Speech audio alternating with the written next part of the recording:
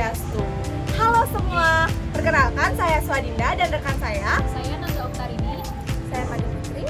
Di video kali ini kami akan melakukan observasi sekaligus wawancara bersama dengan Wakak Kurikulum dan juga guru pendidikan agama Hindu Terkait dengan kurikulum yang digunakan dan proses pembelajaran di kelas. Selamat menyaksikan. Baik, sebelumnya Om Swastiastu. Terima kasih atas kesempatannya. Sebelumnya sudah menerima kami untuk melakukan wawancara. Sebelumnya perkenalkan saya Swadinda dan rekan saya Madu Putri. Saya Naga Oktarini. kami dari Prodi Pendidikan dan Hindu semester 5. Di sini tujuan kami adalah untuk mewawancarai ibu selaku kurikulum dan juga ibu selaku guru pendidikan agama Hindu. Mungkin di sini kami akan bertanya sedikit saja terkait dengan kurikulum dan juga pembelajaran di sekolah ini. Mungkin sebelumnya Ibu, saya izin untuk memperkenalkan dirinya terlebih dahulu dari Ibu dan Baik, Ibu duluan ya. Jadi perkenalkan, nama Ibu Madi Sri Arisna. Ibu dipercaya menjadi wakil kurikulum di SMP Negeri 2 Singaraja.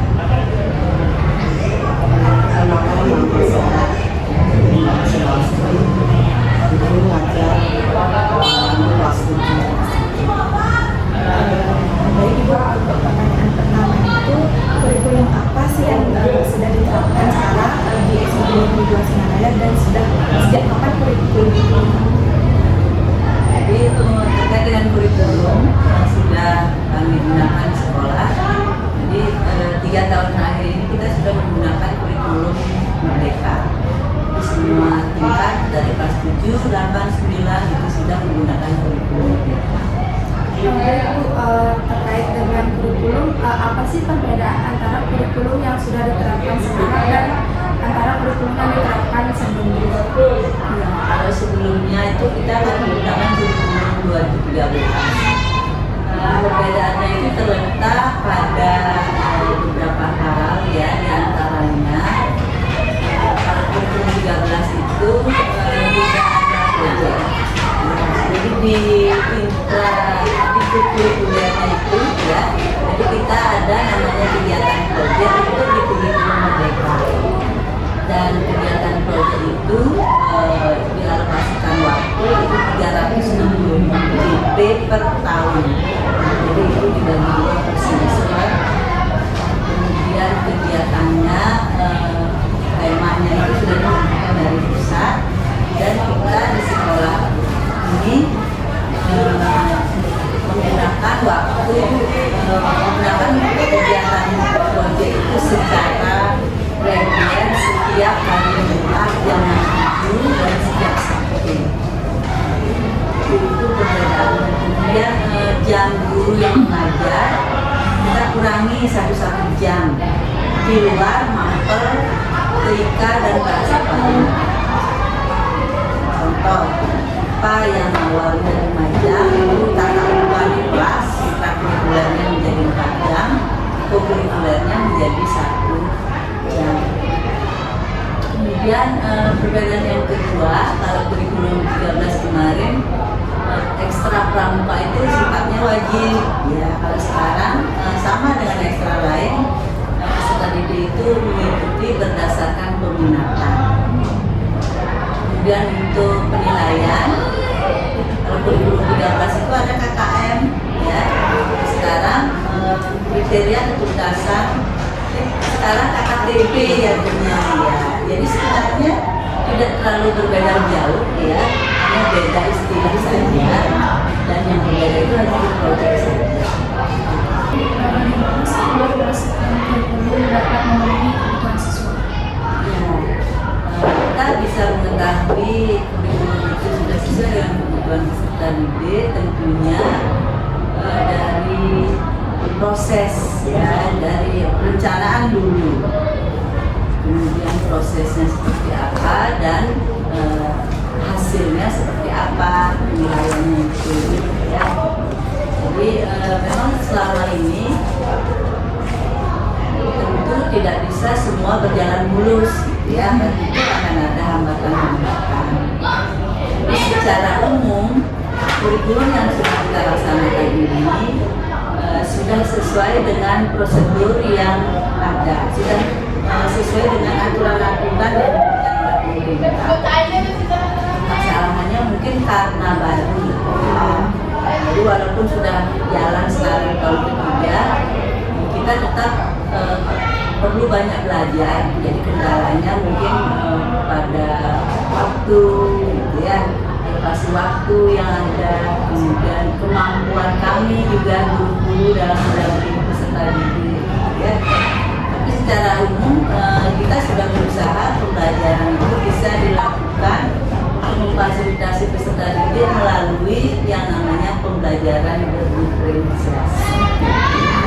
Sebenarnya apakah ada pelatihan khusus untuk yang diberikan kepada guru-guru khususnya?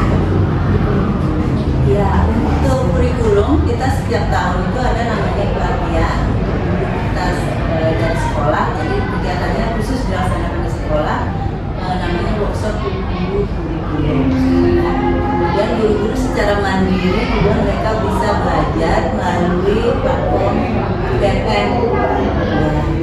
Di sana banyak kegiatan yang bisa dilakukan atau diikuti oleh guru-guru secara mandiri. Sampai itu juga kalau misalnya ada kegiatan yang dari paten yang kita sih ada di sini paten, surat, nah guru yang diminta sesuai dengan isi surat tersebut ditunjuk untuk menggunakan pelatihannya. Sama ibunya, terus hari ini mungkin langsung ke ibunya saja. Di sini ingin bertanya terkait dengan ibu selaku guru pendidikan agama Hindu itu, mungkin Claudia sama Bu Ye, bagaimana sih implementasi kurikulum merdeka ini pada mata pelajaran pendidikan agama Hindu? Kalau untuk pelajaran agama Hindu hampir sama dengan pelajaran-pelajaran yang lain, alurnya, prosesnya sama, cuman materinya saja kan yang membedakan antara materi dengan yang lain. Berarti bagaimana sih proses penyusunan perangkat pembelajaran seperti modul ajar untuk pendidikan agama Hindu? Kalau modul ajar itu yang saya buat itu semua prosesnya dari awal, kan identitas, terus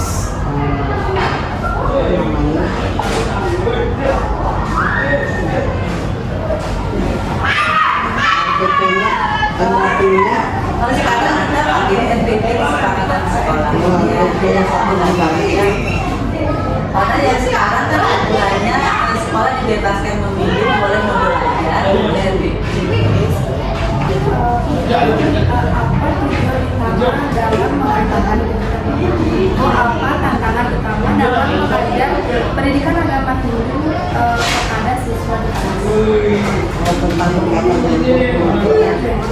tantangannya kita lebih ribet gitu.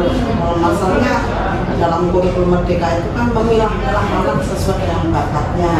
Misalnya dalam diskusi kelompok itu, misalnya ada anak yang misalnya awakara, ada anak yang suka menggambar tentang dewa-dewa, terus ada anak yang suka bercerita tentang dewa-dewa, ada juga yang suka misalnya dengan cara membuat video tentang awakara, dewa awakara dan lain-lain.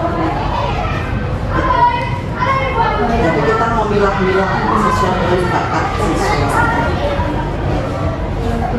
Metode pembelajaran apa yang digunakan dalam pengajaran pendidikan agama mungkin menggunakan juga teknologi? Ya bervariasi, tergantung juga fasilitasi jelas. Misalnya kita mau menggunakan LCD karena di kelas itu tidak ada LCD, kita mungkin dari bawakan LCD ya. Ada juga misalnya ini karena masuk sore itu kadang kita buru-buru kalau waktunya 2 jam, kalau misalnya mau menggunakan itu tuh sekali ya kita ini aja belajarnya ya memaparkan materi, diskusi ya sesuai dengan alur di modul itu aja. Menggunakan LCD jarang-jarang saya terus saja. Tapi misalnya membuat itu PowerPoint itu, jadi saya kadang mau buka ini sesuai apa yang saya buat biar nggak lupa. Bisa juga di-share kan linknya anak-anak boleh bawa HP. Oh iya, Linknya itu di-share.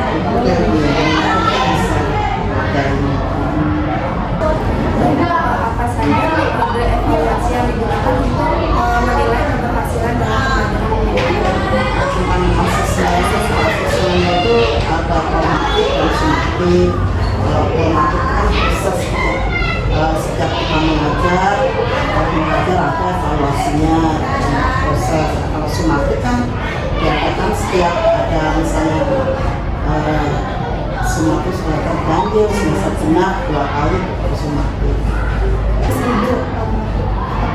Menurut Ibu ini pendekatan kurikulum saat ini sudah mendukung pembelajaran yang relevan dan kontekstual bagi siswa? Ya pasti dengan kurikulum apa pun sebenarnya bagaimana kita mengajar pada siswa apapun kurikulumnya, apalagi kurikulum merdeka ini lebih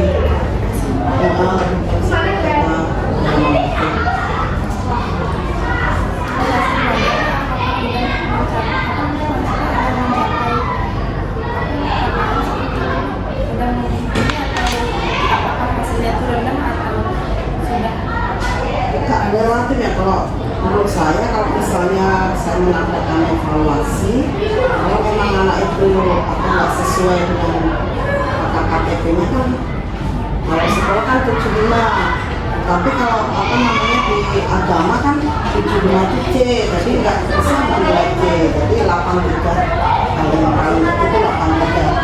Bagaimana kalau tidak mencapai 83, terus ini kita penilaian lagi, evaluasi lagi, kita tes lagi, kita tanya jawab, nggak harus untuk tes saja, jadi kita melakukan tanya jawab terkait dengan agar memenuhi KKTP yang Ibu tadi juga sempat menyinggung di mana peserta didik itu kan berbeda-beda karakteristiknya, bagaimana sih Ibu menyikapi itu gitu? Ya kalau saya misalnya latihan gitu, misalnya ada yang dengan cara dengan cara yuk saya latihan mau di tulis boleh, mau di jadi tergantung anaknya apa maunya juga.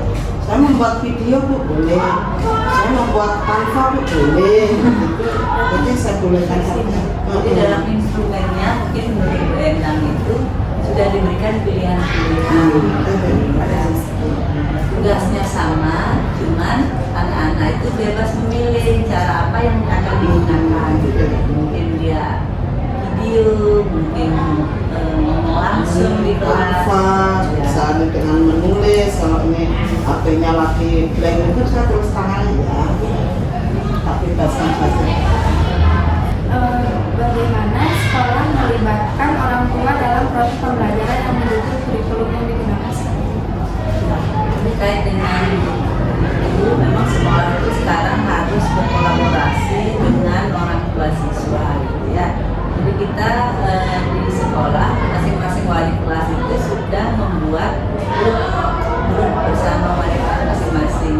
Jadi di sanalah melalui, jadi sekolah melalui wali kelas menyampaikan informasi-informasi terkait dengan program-program sekolah.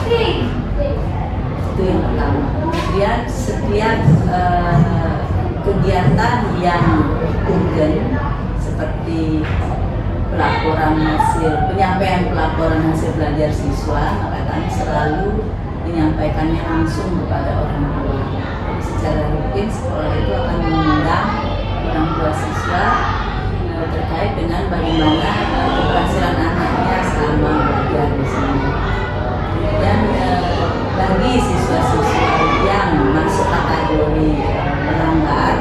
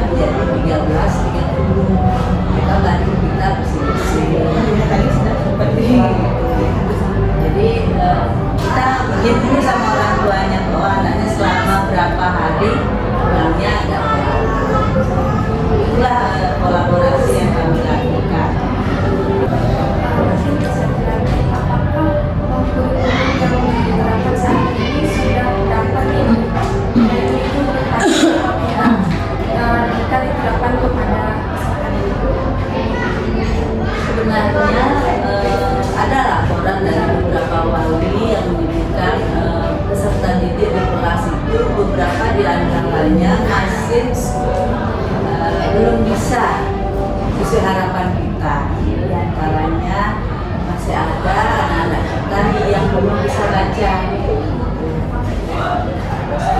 Kelas 8 masih ada.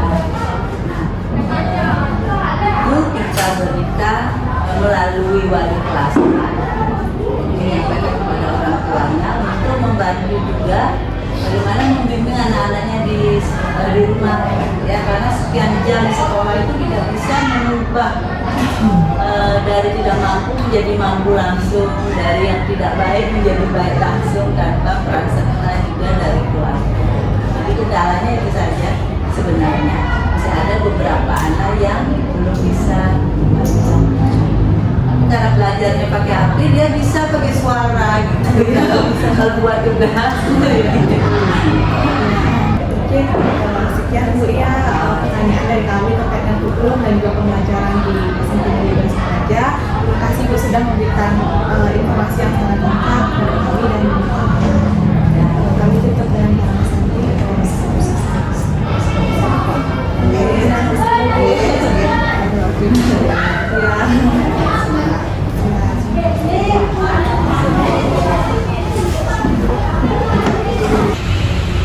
Jadi, dapat saya simpulkan bahwa mengenai kurikulum Merdeka Belajar yang telah diterapkan di SMP Negeri 2 Singaraja itu sudah dilaksanakan dengan semaksimal mungkin dan juga sudah mengikuti prosedur yang telah ditetapkan oleh pemerintah.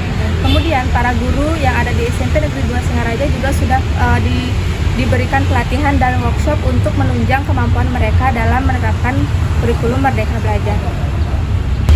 Jadi yang dapat saya simpulkan adalah bahwasanya terdapat tantangan yang dirasakan oleh guru pendidikan agama Hindu. Hal ini karena tingkat pemahaman dan juga karakteristik peserta didik yang berbeda-beda. Oleh karena itu melalui kurikulum Merdeka yang lebih fleksibel ini membebaskan bahwa murid itu memilih assessment ataupun evaluasi apa yang mereka inginkan sesuai dengan karakteristik dan kebutuhannya masing-masing. Di samping itu meskipun masih ada beberapa peserta didik yang mengalami kesulitan, namun sekolah sudah mengupayakan dengan mengajak ataupun melibatkan orang tua peserta didik agar nantinya peserta didik ini dapat berubah menjadi lebih baik lagi. Jadi kurikulum Merdeka ini tentunya sudah sangat baik diterapkan di SMP Negeri 2 Singaraja. Jadi yang dapat disimpulkan bahwa metode pembelajaran yang digunakan di SMP Negeri 2 Singaraja ini menggunakan media Canva dan juga teknologi. Siswa juga sudah boleh membawa handphone sebagai media pembelajaran dan guru juga bisa men-share link materi dengan menggunakan handphone.